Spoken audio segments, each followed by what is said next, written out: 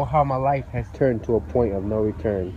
These constant memories eat at me, as if though I am stuck between the jaws of a mighty beast. The constant struggle I endure in trying to stay sane can only be put to peace by sharing the story of the journey on which I have embarked. It all started when my uncle, King Claudius, murdered my father.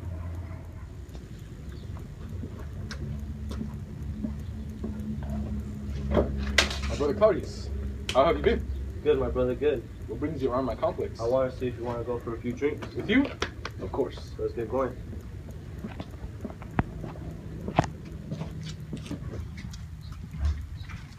Stinging! I'll wait right here. Alright.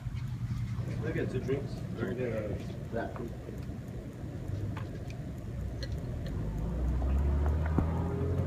I don't know extra to the other. It's fine. Yeah, perfect.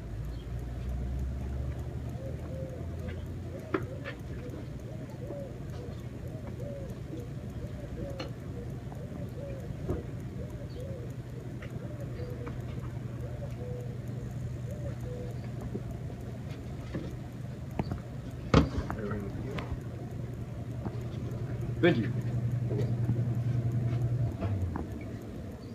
What is this? Not Windex, that's for sure. Tastes strange. Gertrude, where the fuck you It at? was just sadness, but then I started questioning my sanity. I could hear my father telling me I should get revenge for him, but I questioned the possibility that it was him, since I had buried my father myself.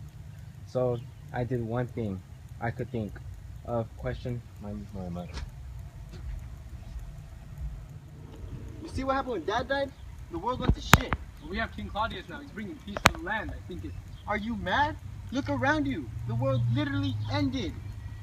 Well, if it literally ended, then how the fuck am I still here? You got lucky that he only killed Dad. Shut your mouth. Oh! He died of natural causes. You really think he died naturally? Yes, I do believe so. How dare you think that he murdered your father? Who's there?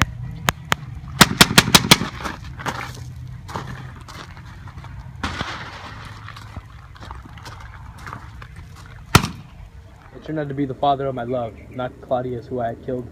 I had no other choice but to hide the body. With the announcement of his death, Ophelia fell into a state of insanity, which eventually led to her jumping into the sea, where she drowned.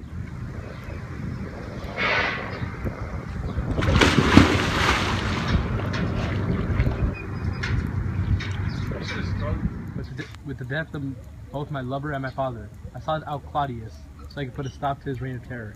I believe that I was ready to confront him.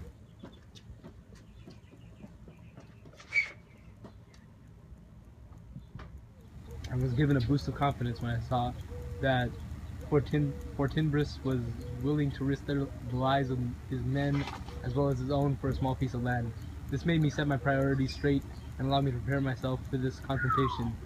But at this time, the struggle between the honor behind revenge caused me to stop and carefully reconsider the action I was to take next. How all occasions do inform against me, and spur my dull revenge. What is a man if his chief good and market of his time be but to sleep and feed? A beast no more. Sure, he that made us with such largest force, looking before and after, gave us not that capability and godlike reason to fuss in us unused. Now whether it be bestial oblivion or some craven scruple of thinking too precisely on the event, a thought which quarter hath but 1 part wisdom and ever in 3 parts coward, I do not know why I live to say this thing's to do. Sith that I have cousin will and strength and means to do it. Examples. Grows as earth, exhort me. Witness this army of such mass and charge, led by a delicate and tender prince whose spirit with divine ambition puffed makes mouths at the invisible event.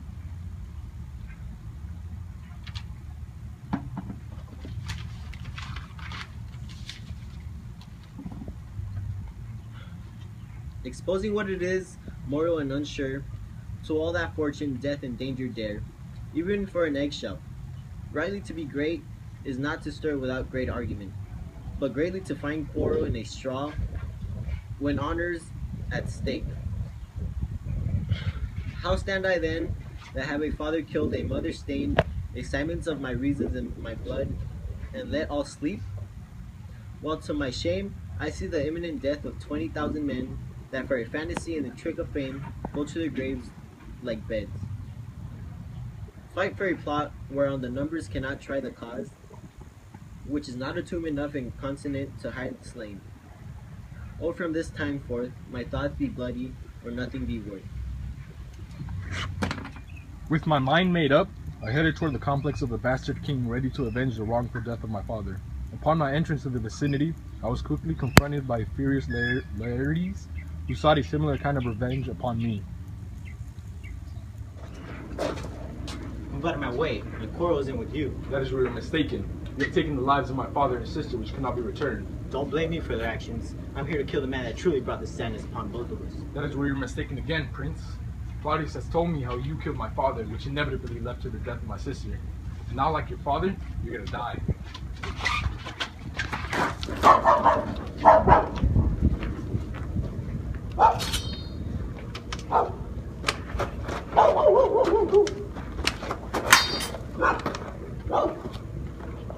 Fool!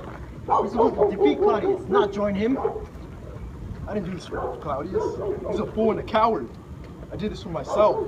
He set me up to kill you, but I wanted my revenge. He killed your father like he killed your mother. He poured a drink with poison in it so you could drink it, but she drank it instead.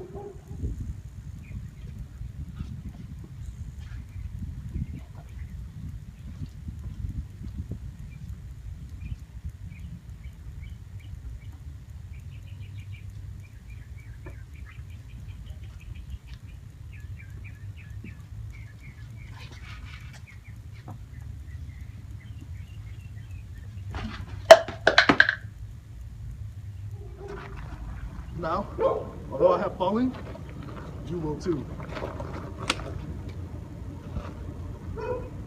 He died there by my hand, but not after he had revealed the cause for the death of my mother. Although I was half alive, I marched toward the complex, now fully convinced that Claudius would pay for the death of my family. I found him, waiting for me unarmed as if he were ready to receive the punishment I was there to carry out for his crimes. You know the reason for my visit. It's time to pay for what you've done. What I do that requires you to come at me with a weapon? You dare act so innocent in front of me? In front of the son of the king and queen that you murdered? And for what? Your own selfish gain? And still you have nothing but your life. And soon I will take that too.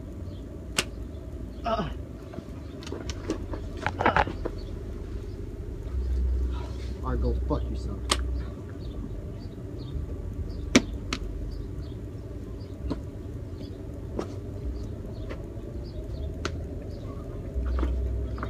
This is where my story ends, a story of hate and revenge with an ending which contains nothing but pain and death.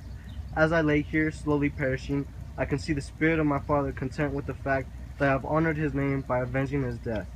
And with the light coming ever closer, I have now found peace by sharing the story of this perilous endeavor.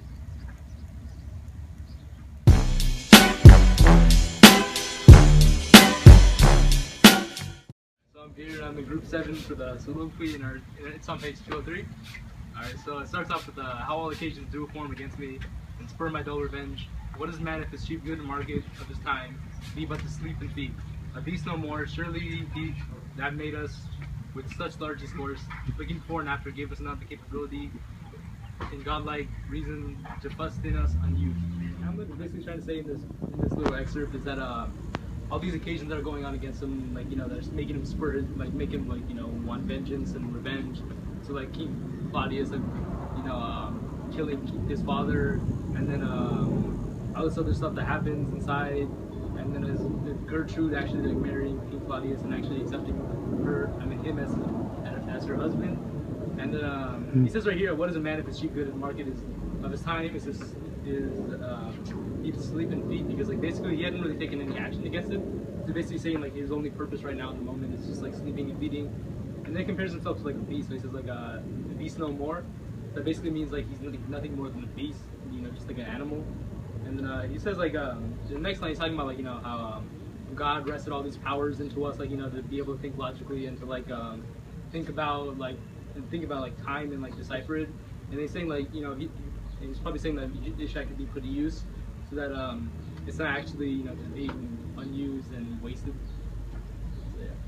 Now, whether it be bestial oblivion or some craven scruple of thinking too precisely on the event, a thought which quartered hath but one part wisdom and ever three parts coward, I do not know. So in these lines, Hamlet doesn't know whether the thoughts of the consequences, which consist of like cowardliness and hard knowledge, are the things that make him seem with the lack of knowledge and him being able to decide things quickly on his own.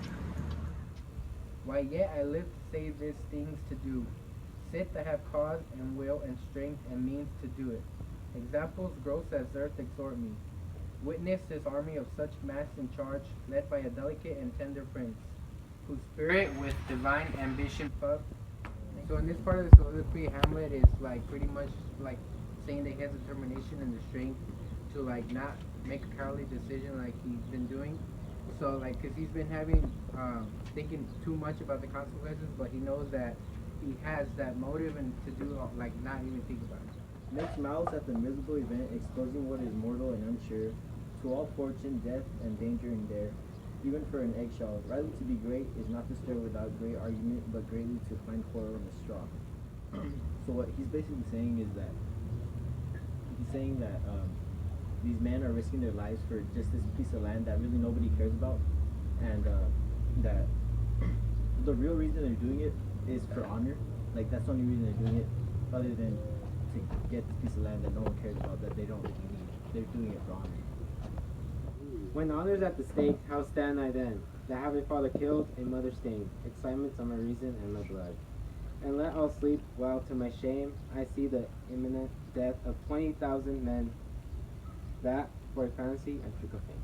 So what Hamlet's trying to say here is that he doesn't know what he's doing is for honor, and what he's thinking about mentality is that he has his father killed, and his mother staying here, and he's thinking about all this, but what he's seeing this is that he's seeing 20,000 men marching to this land, and he doesn't know the purpose of them marching. If not all of them, it's 20,000 men, they're not all going to die here. So that's what he's thinking about, and it's confusing him in a while. The graves like beds, fight for a plot, whereon the numbers cannot try the cause, which is not tomb enough and consonant to hide the slain. Oh, from this forth, my thoughts be bloody or be nothing worth. So what Hamlet's saying in this part of the soliloquy at the end, he's saying like these men, the 20,000 men that he's estimating that are about to die, are going into a land where it's not even big enough to accommodate their tombs where they were to be buried. And he's practically saying like it's sparked like interest in him, saying like these men are out here like going for a piece of land that is worth nothing, and yet they're still going, like they still march on. So he's saying like from now on, like what I have to think about is vengeance, nothing else, or else like these thoughts or this allusion to that he's making to is worth nothing. My rhetorical device is the beginning of the soliloquy where it says, "How all occasions do inform against me and spare my dull revenge." So the rhetorical device being used here is an oxymoron, when he says dull revenge, because revenge is supposed to be like it's supposed to bring like some type of satisfaction to you, because it's gonna replace something that's been taken away from you. For example, he got his father killed, so him killing Claudius is supposed to make him feel satisfied with himself. But if it's dull revenge, there's really no point to taking that revenge. Okay, so in the soliloquy, there's a metaphor. It's a comparison between Hamlet himself and he's comparing himself to a beast. It says, if his chief good and market of his time be but to sleep and feed. So he's talking like all he does is sleep and eat. So he's basically being a beast. And then later on, a couple lines down, the repetition of beast, he continues to compare himself to being that beast because of him not being able to decide his decisions quickly. Okay, one of my rhetorical strategies is simile, and the line is, examples gross as earth exhort me, witness this army of such mass in charge. And this is a simile because he like compares the earth as being disgusting, and that's like sort of like he thinks of himself because he's like too lazy, he doesn't take the revenge, and he feels like he should take the revenge, but since he doesn't, he's like disgusting like the earth. And another one is personification, and the line is, whose spirit with divine ambition puffed. And this is he's saying that spirit is like an inanimate object, like in religion, like the Holy Spirit is like something inside of you and not like an actual object like roaming around. Alright, so my rhetorical strategies were a rhetorical question and an idiom. And my rhetorical question starts off with, when honor is at stake, how stand I then?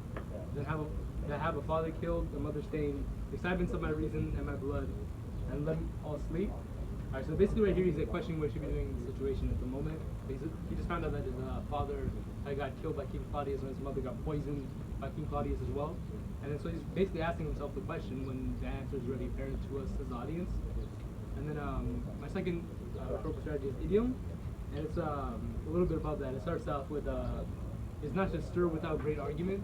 Basically, it's like an idiom. He's not basically stirring anything, but he's using that that phrase to convey to the audience that true greatness is actually like not fighting. Because the entire passage is like rightly to be great is not to stir without argument, but greatly to find the quarrel with the straw. It's saying that true grace is not like fighting for a noble cause, but it's rather fighting for your it's fighting when honor is at stake. So like basically fighting for your reputation, and that's what really real greatness is. So like it's to your title among other people. So, yeah. One of my rhetorical strategies is on line 54. It's alliteration where it says, "To all that fortune, death, and danger dare."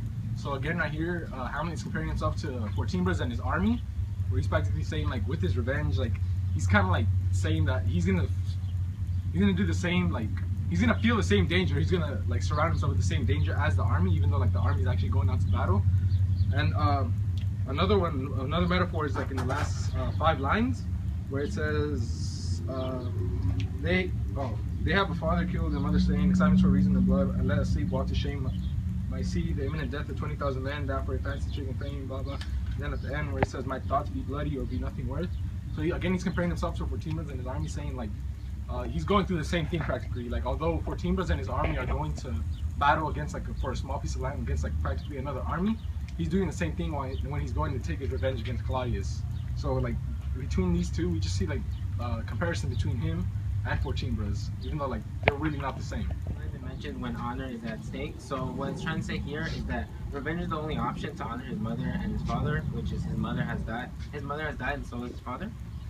Okay, and another rhetorical strategy that was found is that when it's talking about, I see the imminent death of 20,000 men that for a fancy and trick of fame. So this is hyperbole because, as I said before, they're talking a small piece of land, 20,000 men, and all those 20,000 men. Occasionally, only like 1,000 or probably 2,000 is gonna die. Not all 20,000 men are gonna die just while fighting off that 20 that small piece of land.